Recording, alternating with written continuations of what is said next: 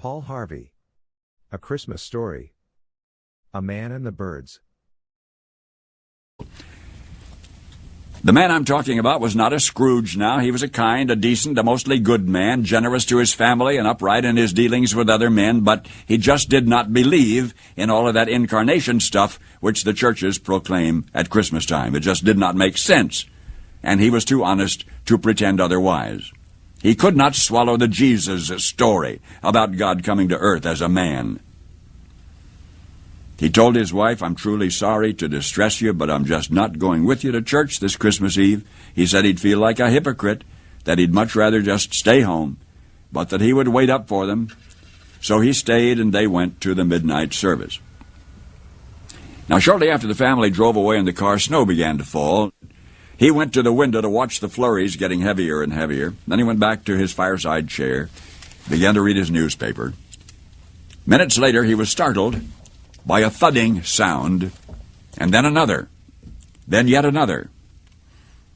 At first he thought somebody must be throwing snowballs against the living room window.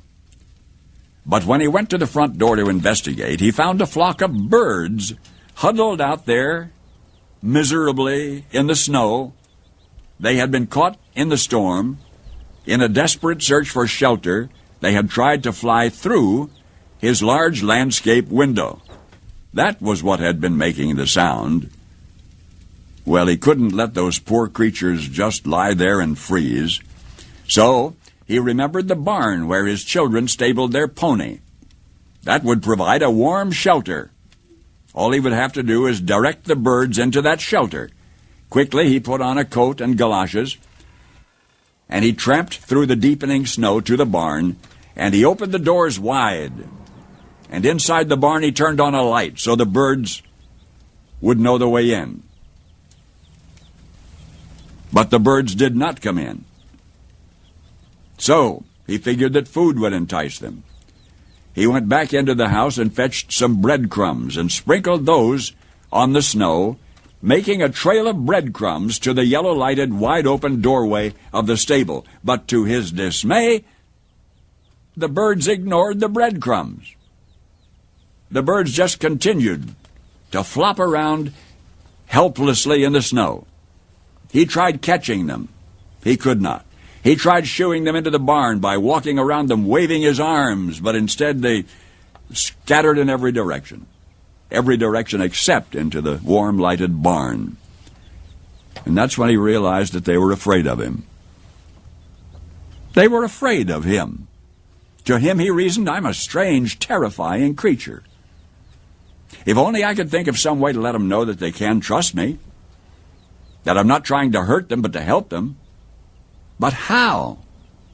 Any move he made tended to frighten them and confuse them. They just would not follow. They would not be led or shooed because they feared him. And he thought to himself, if only I could be a bird now, if I could be a bird and mingle with them and speak their language and tell them not to be afraid, then I could show them the way to the safe, warm barn. But I would have to be one of them, wouldn't I? So they could see and hear and understand. At that moment, the church bells began to ring. The sound reached his ears above the sounds of the wind,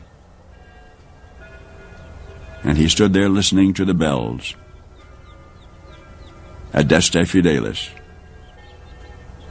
Listening to the bells, pealing the glad tidings of Christmas, and he sank to his knees in the snow. Paul Harvey,